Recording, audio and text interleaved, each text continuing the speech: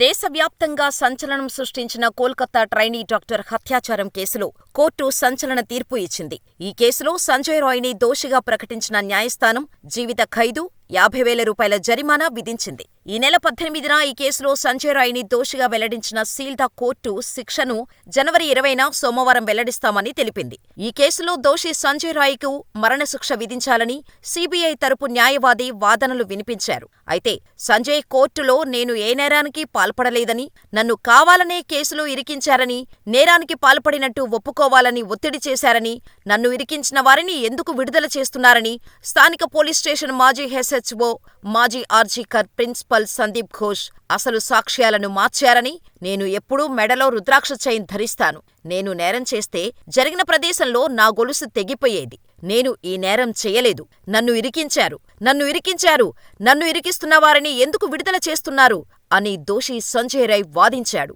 అయినప్పటికీ ఈ కేసులో ఈ నెల 18న సంజయ్ రాయ్ని దోషిగా నిర్ధారించిన కోర్టు అతడిపై బిఎన్ఎస్ సెక్షన్లు 64, 66, 103/1 కింద అభియోగాలు నమోదు చేసి సంజయ్ రాయ్కి సోమవారం అంటే 2025 జనవరి 20న మధ్యాహ్నం 2:45 దోషి సంజయ్ రాయ్కి యావజ్జీవ కారాగార శిక్ష విధిస్తూ సీల్దా కోర్టు తీర్పు వెల్లడించింది.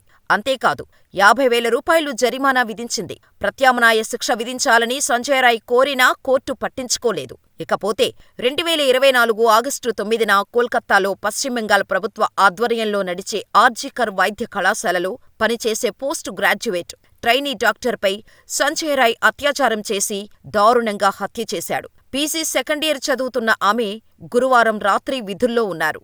శుక్రవారం ఉదయం ఆస్పత్రిలోని 3వ అంతస్తులో ఉన్న సెమినార్ హాల్లో అర్ధనగ్న స్థితిలో శవమై కనిపించింది. ఆ తర్వాత ఆమెపై లైంగిక దాడి జరిగినట్టు ప్రాథమిక శవపరీక్షలో నిర్ధారణ అయింది. మర్మాంగాలు, నోరు, కళ్ల నుంచి రక్తస్రావం జరిగినట్టు తేలింది. శుక్రవారం తెల్లవారుజామున 3 గంటల నుంచి ఉదయం 6 గంటల మధ్య ఆమె హత్యకు గురై ఉండొచ్చని అప్పట్లో పోలీసులు ఓ అంచనాకు వచ్చారు. ఈ కేసులో సివిల్ వాలంటీర్ సంజయ్ రాయ్ని నిందితుడిగా గుర్తించారు. దీంతో సంజయ్ రాయ్ని మరుసటి రోజు అంటే ఆగస్టు 10న అరెస్ట్ చేశారు. అప్పట్లో ఈ ఘటనకు వ్యతిరేకంగా కోల్కతాలోనే కాకుండా దేశవ్యాప్తంగా నిరసనలు చెలరేగాయి. వైద్యులు, వైద్య విద్యార్థులు, ఇండియన్ మెడికల్ అసోసియేషన్ బాధితురాలు కుటుంబానికి న్యాయం చేయాలని డిమాండ్ చేస్తూ ఆందోళనలను తీవ్రతరం చేశారు. ఇలా ఈ ఘటన జరిగిన 2 రోజుల తర్వాత పశ్చిమ బెంగాల్ ప్రభుత్వం ఆస్పత్రి సూపరింటెండెంట్ను బదిలీ చేసింది. అయితే ఈ చర్య దేశవ్యాప్తంగా చెలరేగిన నిరసనలను అణిచివేయటానికి సరిపోలేదు. మరోవైపు దేశవ్యాప్తంగా జరిగిన నిరసనల కారణంగా ఆర్జీకర్ ఆస్పత్రి ప్రిన్సిపల్ సందీప్ ఘోష్ ఆగస్టు 12న రాజీనామా చేశాడు. దీంతో ఆగస్టు 13న కలకత్తా హైకోర్టు ఈ కేసును చాలా దారుణమైనదిగా ఖండిస్తూ నిరసన తెలుపుతున్న వైద్యులు తిరిగి విధుల్లో చేరాలని కోరింది. ఈ కేసులో కోల్కతా పోలీసులు సరిగ్గా వ్యవహరించడం లేదనే ఆరోపణలు వస్తూ వచ్చాయి.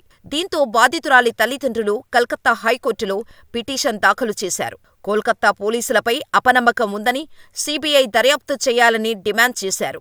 ఇందుకు అంగీకరించిన హైకోర్టు ఈ కేసును సీబీఐకి అప్పగించింది. ఇలా ఆగస్టు 14న కోల్కతా పోలీసులు అధికారికంగా సంజయ్ రాయ్ని సీబీఐకి అప్పగించారు. ఆగస్టు 14వ తేదీ రాత్రి ఆర్జీకర్ మెడికల్ కాలేజీలో నిరసనలు హింసాత్మకంగా మారాయి. ఒక గుంపు ఆస్పత్రి నేరస్థలాన్ని ధ్వంసం చేసింది. ఇది మరింత ఉద్రిక్తత, ఆందోళనలకు దారితీసింది. నిరసనల్లో పాల్గొంటున్న వైద్యులు తిరిగి పనిలోకి రావటానికి నిరాకరించారు. తక్షణ చర్య కోసం డిమాండ్ చేశారు. ఈ క్రమంలోనే ఆస్పత్రులలో సేవలకు అంతరాయం కలిగింది. ఆగస్టు 17న బాధితురాలికి సంఘీభావంగా ఐఎంఏ 24 గంటల దేశవ్యాప్త సమ్మెను ప్రకటించింది.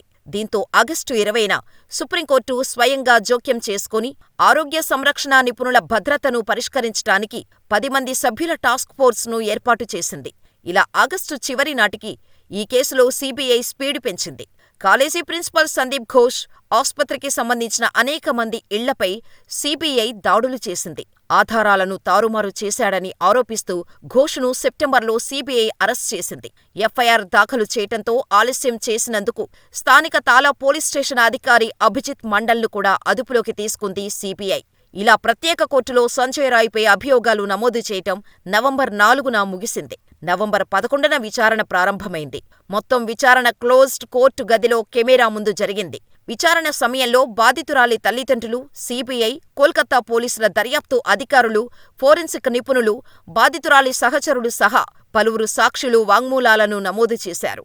నవంబర్ 29న సందీప్ ఘోష్తో ముడిపడి ఉన్న ఆర్జికర్ ఆస్పత్రి ఆర్థిక అక్రమాల కేసులో సీబీఐ 125 కేజీల ఛార్జిషీటును సమర్పించింది. అయితే సీబీఐ సందీప్ ఘోష్, అభిజిత్ మండళ్లను అరెస్ట్ చేసిన 90 రోజుల్లోపు వారిపై అనుబంధ ఛార్జిషీటును సమర్పించటంలో విఫలమైంది. ఈ క్రమంలోనే ప్రత్యేక కోర్టు డిసెంబర్లో ఇద్దరికీ డిఫాల్ట్ బెయిల్ మంజూరు చేసింది. ఇలా సుమారు 100 మంది సాక్షులను సీబీఐ విచారించింది. ఇవన్నీ రాయ్నే ప్రధాన నిందితుడిగా పేర్కొంటున్నాయని సీబీఐ వర్గాలు ఛార్జిషీట్లో పేర్కొన్నాయి. ఎట్టకేలకు న్యాయస్థానం సీబీఐ సమర్పించిన ఆధారాలతో సంజయ్ రాయ్ని దోషిగా తేల్చింది.